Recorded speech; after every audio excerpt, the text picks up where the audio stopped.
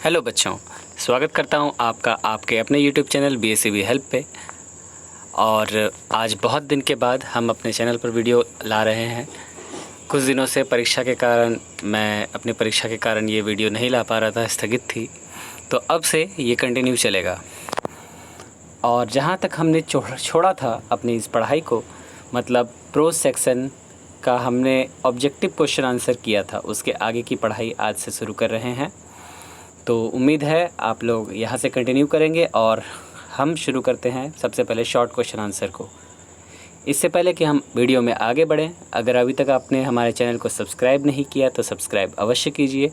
Video पसंद आए तो लाइक ज़रूर कीजिएगा और अपने दोस्तों के साथ इसे शेयर करना बिल्कुल मत भूलिएगा, क्योंकि आप ही के सपोर्ट से ये चैनल आगे बढ़ सकता है और हम कोशिश करेंगे बेहतर से बेहतर चीज़ें आपके लिए लेते आएँ, ताकि आपकी बोर्ड परीक्षा अच्छे से संपन्न हो पाए, आपकी तैयारी में कोई कमी न रह जाए। तो चलिए क्वेश्चन शुरू करते हैं। यहाँ से पहला क्वेश्चन है, who has delivered the speech the unity of Indian culture. ये जो भाषण है, जो कि एक भाषण है जिसका शीर्षक है the unity of Indian culture, ठीक है, भारतीय संस्कृति की एकता, ये किसने दिया है ये भाषण? तो उत्तर है Humayun Kabir has delivered the speech the unity of Indian culture. Humayun Kabir जो कि एक नॉवलिस्ट भी हैं और बहुत सारे गुणों को रखते हैं, कवि भी हैं और भी बहुत सारी चीज़ें हैं इनके अंदर। तो ये जो हैं एक कवि होने के साथ साथ इन्होंने ये जो भाषण दिया है जिसका नाम है the unity of Indian culture. अगला प्रश्न है, how were the Aryans regarded till recently. अभी तक आर्यनों को क्या माना जाता था, आर्यन लोगों को क्या माना जाता था? तो उत्तर है till recently the Aryans were regarded as the earliest invaders of India. अभी तक आर्यन लोगों को भारत का सबसे प्राचीनतम आक्रमणकारी माना जाता था। मतलब ये माना जाता था कि भारत पर सबसे पहले आक्रमण करने वाले और यहाँ पर बसकर संस्कृति को बसाने वाले आर्यन ही थे। ठीक है, आर्य लोग कह सकते हैं आप कि आर्य लोग ही थे, जिसके कारण भारत का नाम आर्यवर्त पड़ा। अगला प्रश्न है, how did the pre Aryans built up a new civilisation. Pre Aryan का मतलब हो गया आर्यन के पहले आने वाले लोग। ठीक है, जैसा कि इस कहानी में आपने पढ़ा था कि आर्यन के पूर्व भी लोग आए थे और ये चीज़ें स्टडी से पता चली हैं। तो यहाँ ये प्रश्न उठता है कि जो आर्यन के पहले लोग आए थे उन लोगों ने नई सभ्यता का विकास कैसे किया? तो उत्तर है the pre Aryan had come to India before the Aryans arrived. Aryan के पूर्व आने वाले लोग जो थे वो आर्यन के पहले ही यहाँ आ चुके थे भारत में। They had displaced the people who were living here। यहाँ जो लोग रह रहे थे उन लोग, आर्यन के पहले वाले जो लोग थे उन लोगों ने उनको स्थानांतरित किया, उनका स्थान बदला, उनका रहन सहन बदला। They built up a new civilization which has astonished modern scholars by its extent and depth। उन्होंने एक नई सभ्यता का निर्माण किया जो आज भी अपने विस्तार और अपनी गहराई के लिए आज के विद्वानों को आश्चर्यचकित कर देती है। तो इस प्रकार से उन्होंने सभ्यताओं का निर्माण किया। अगला प्रश्न है, what according to the author is the most remarkable feature of Indian culture. लेखक के अनुसार भारतीय संस्कृति का सबसे अच्छा गुण क्या है? तो उत्तर है अकॉर्डिंग टू हुमायूं कबीर के अनुसार the most remarkable feature of Indian culture is it's underlying unity. Bharat का सबसे गौरवान्वित करने वाला जो गुण है वो है इसकी मूलभूत एकता। Many races and tribes came to India. बहुत सारी जाति और बहुत सारी जनजाति जो है वो भारत आई, वन आफ्टर अनदर, एक के बाद एक ये चीज़ें आती गईं। They had their own distinct culture, but they were soon absorbed by Indian culture. उन सभी का अपना संस्कृति था, सभी की अपनी अपनी संस्कृतियाँ थी, लेकिन जल्द ही वो सारी की सारी संस्कृतियाँ भारत में ही विलीन हो गई, मतलब भारत की हो गई, मतलब भारत में आकर मिल गई। और इस प्रकार से भारत की संस्कृति आज भी देखते हैं कि पूरे विश्व में मशहूर है। अगला प्रश्न है, where has old civilisation and culture grown and changed? जो प्राचीन संस्कृति है, सभ्यता है, वो कहाँ, संस्कृति और सभ्यता कहाँ विकसित हुई और बदली? ये सभ्यता और संस्कृति दोनों की बात हो रही है कि प्राचीन सभ्यता और संस्कृति कहाँ विकसित हुई और उसमें परिवर्तन भी हुआ। तो उत्तर है, the old civilisation and culture have grown and changed in India and to some extent in China. ये जो प्राचीन संस्कृति और सभ्यता है, ये विकास किया और बदला भी, लेकिन ये बदला कहाँ? भारत में और चीन के कुछ हिस्सों में। ठीक है। अगला प्रश्न है, what has been the policy of Indians in all sphere of life? भारतीयों का जीवन के सभी क्षेत्र में क्या नीति रहा है? ठीक है, भारतीय लोग जो है किस नीति पर काम करते रहे हैं? तो उत्तर है, लिव एंड लेट लिव, जियो और जीने दो। ये रही है भारत की नीति हमेशा से। Has been the policy of the Indians in all sphere of life, ये रही है भारतीयों की नीति जीवन के हर क्षेत्र में। अगला प्रश्न है, what is preferable to fanatic devotion? मतलब कौन सी ऐसी चीज़ है जो पूरी तरह से धार्मिक समर्पण के रूप में मानी जाती है? तो उत्तर है टॉलरेशन। टॉलरेशन का अर्थ होता है सहनशीलता।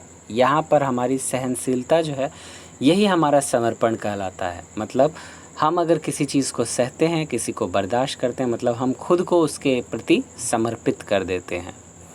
Toleration is preferable to fanatic devotion.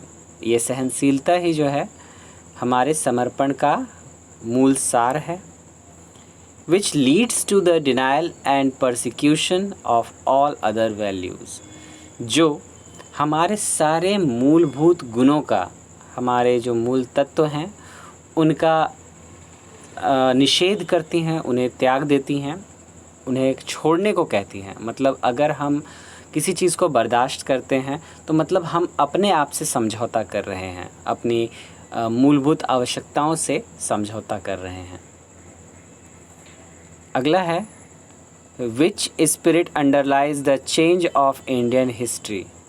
कौन सी ऐसी चीज़ है, कौन सी ऐसी व्यवस्था है जो हमारे भारतीय इतिहास में बदलाव करती है? तो यहाँ पर कहते हैं, the spirit of unity underlies the changes of Indian history.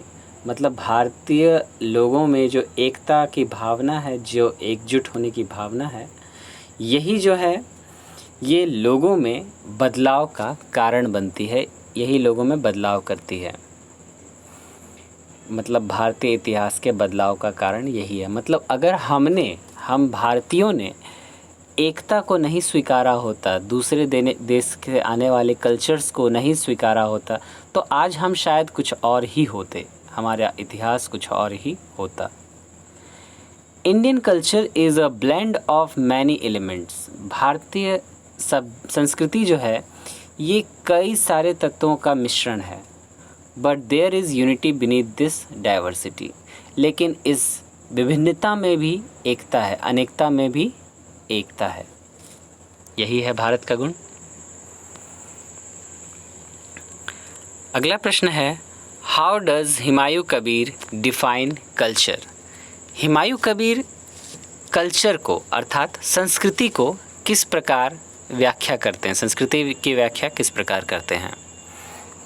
तो इसका उत्तर है, अकॉर्डिंग टू हुमायूं कबीर के अनुसार culture is efflorescence of civilisation. मतलब सभ्यता जो संस्कृति जो है वो सभ्यता का ही एक विकसित रूप है।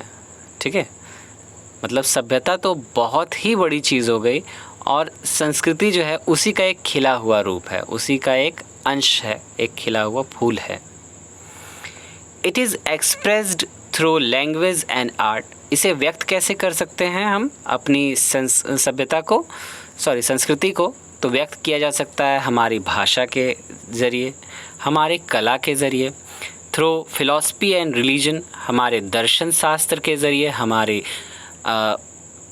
धर्म के ज़रिए, थ्रू हमारे सोशल हैबिट्स मतलब हमारे सामाजिक आदतों के ज़रिए, हम एंड कस्टम्स हमारे रीति रिवाजों के ज़रिए, and through political institutions and economic organisation, और साथ ही साथ हमारे राजनीतिक व्यवस्थाओं के ज़रिए और आर्थिक संस्थाओं के ज़रिए हम अपनी संस्कृति को, अपनी सभ्यता को व्यक्त कर सकते हैं। They collectively constitute culture. ये सारी चीज़ें आपस में मिलकर कल्चर कहलाती हैं। There can be no culture without civilisation. और अगर सिविलाइजेशन नहीं है, मतलब अगर संस्कृति नहीं है, सभ्यता नहीं है, तो संस्कृति हो ही नहीं सकती। ठीक है, मतलब सभ्यता नहीं तो संस्कृति नहीं। अगला प्रश्न है, how does Humayun Kabir define civilisation? Humayun Kabir civilisation को अर्थात सभ्यता को किस प्रकार परिभाषित करते हैं? तो इसका उत्तर है, अकॉर्डिंग टू हुमायूं कबीर के अनुसार civilisation is the organisation of society which creates the condition of culture. मतलब हुमायूं कबीर के अनुसार सभ्यता जो है ये समाज का ही एक संस्था है। Is the organisation of society, ये समाज की एक संस्था है। Which creates the condition of culture, जो संस्कृति का एक माहौल बनाती है। मतलब जहाँ पर संस्कृति विकास कर सके, एक माहौल देती है जहाँ संस्कृति विकास कर सके। मतलब सभ्यता एक समाज का एक ऐसा अंग है, एक ऐसी संस्था है जो संस्कृति का निर्माण करने की व्यवस्था कर सके। अगला प्रश्न है, what does the experience of European countries give us? यूरोपीय देशों का जो अनुभव है वो हमें क्या देता है? कौन सा अनुभव हमें यूरोपीय देश देते हैं? तो उत्तर है, the experience of European countries without gives us cases of civilisation without culture. European देश जो हैं वो हमें ऐसे गुण दिखाते हैं, ऐसे केसेस दिखाते हैं जहाँ पर सभ्यता तो है पर संस्कृति नहीं है। मतलब वहाँ सभ्यता का विकास हुआ है वहाँ भी, लेकिन वहाँ संस्कृति नहीं है। ये सारे आपके बुक के शॉर्ट क्वेश्चन आंसर थे बच्चों। इसके आगे हम आपके बुक का ट्रू फॉल्स करते हैं। पहले ट्रू फॉल्स को देखते हैं। क्वेश्चन है, the vitality of Indian culture is not amazing. जबकि इस बुक में आपका सेंटेंस जो था, the vitality of Indian culture is equally amazing, यहाँ पर नॉट अमेजिंग दे दिया है, जो कि गलत है। मतलब भारतीय जो संस्कृति है उसकी जीवंतता लोगों को आश्चर्यजनक नहीं लगती, ऐसा नहीं है। भारतीय संस्कृति जो है वो हमेशा से लोगों के लिए एक आश्चर्य का केंद्र बना हुआ है। ये कथन गलत है, फॉल्स। अगला प्रश्न है, the ancient world threw of fine flowers of civilisation in many lands. मतलब कि जो प्राचीन दुनिया है वो पुष्पों को बिखेरती है, सभ्यता के पुष्पों को बिखेरती है बहुत सारे ज़मीनों पर। तो ये कथन सही है, ये आपके बुक से है। ठीक है। अगला प्रश्न है, the old civilisation and culture have grown up and changed only in Japan. पुरानी संस्कृति और सभ्यता विकसित हुई है और बदली है केवल जापान में। तो ये गलत है, क्योंकि ये भारत और चीन के कुछ हिस्सों में हुई है। ये कथन गलत है। अगला है, the Aryans were regarded as the earliest invaders of the land. Aryan लोगों को इस भूमि का सबसे प्राचीन आक्रमणकारी माना जाता था। तो ये कथन सही है, आपके बुक से है। ये आर्यन लोगों को सबसे प्राचीन माना जाता था, लेकिन नहीं, बीच में ये भी आया रिसर्च में कि उससे भी प्राचीन लोग थे। ठीक है, उसके बाद आते हैं, give the opposite of the following words. निम्नलिखित शब्दों के उल्टा शब्द को लिखें। विपरीतार्थक शब्द को लिखा जाए। तो पहला शब्द है मॉडर्न। मॉडर्न का अर्थ होता है आधुनिक, जिसका उल्टा शब्द है एंशिएंट। एंशिएंट का अर्थ होता है प्राचीन। फिर है कनकर। कनकर का अर्थ होता है जीतना, विजय प्राप्त करना, और उसका उल्टा शब्द है सरेंडर। सरेंडर का अर्थ होता है अपनी गिरफ्तारी दे देना, मतलब कि आप विजय नहीं प्राप्त कर रहे हैं, आप अपने आप को उसके हवाले कर रहे हैं। अगला शब्द है यूनिटी। यूनिटी का अर्थ है एकता, और उसका अर्थ है दूसरा अपोजिट शब्द है डाइवर्सिटी, मतलब विविधता। एकता मतलब एकजुट होना, और विविधता मतलब विभिन्न चीज़ों का रहना। पॉसिबल। पॉसिबल का अर्थ है संभव, और इम्पॉसिबल असंभव। फिर है डेड। डेड का अर्थ है मृत, और लिविंग मतलब जीवित। इसके बाद आगे हम करते हैं स्पेलिंग करेक्शन, जो कि आगे का हिस्सा था, मैंने वो कर लिया है। कल हम लोग लॉन्ग क्वेश्चन आंसर के बाद बाकी की बची हुई चीज़ों को करेंगे कल की वीडियो में। तो यहाँ पर है इन्फ्यूज़न, जिसका स्पेलिंग गलती है INFUSION, इन्फ्यूज़न। फिर है एटीट्यूड, उसका भी स्पेलिंग गलत है ATTITUDE। फर्वेंट है FERVENT। Exception EXCEPTION। Concept CONCEPT। Violent VIOLENT। Length LENGTH। Texture TEXTURE। और अंततः सोसाइटी SOCIETY। तो बच्चों, इस प्रकार से आज की वीडियो हम यहीं समाप्त करते हैं। कल के भाग में आपको लॉन्ग क्वेश्चन आंसर और बुक के जो रेस्ट चीज़ें होंगी उन सभी का सॉल्यूशन आपको दे दिया जाएगा। जाते जाते अगर आपने अभी तक चैनल को सब्सक्राइब नहीं किया तो सब्सक्राइब अवश्य कीजिए। वीडियो पसंद आए तो लाइक ज़रूर कीजिएगा, और अपने मित्रों के साथ शेयर करना बिल्कुल मत भूलिए, क्योंकि आपका सहयोग ही बहुत ज़रूरी है, और मैं आप ही के लिए ये काम कर रहा हूँ। तो आप सहयोग करें ताकि हम और अच्छा कर पाएँ, और अच्छी नोट्स को आपके सामने मैं रख पाऊँ। तो इसके लिए आपका सहायता देना बहुत ज़रूरी है। वीडियो लाइक ज़रूर कीजिएगा। तब तक के लिए आप अपना ख्याल रखें। धन्यवाद।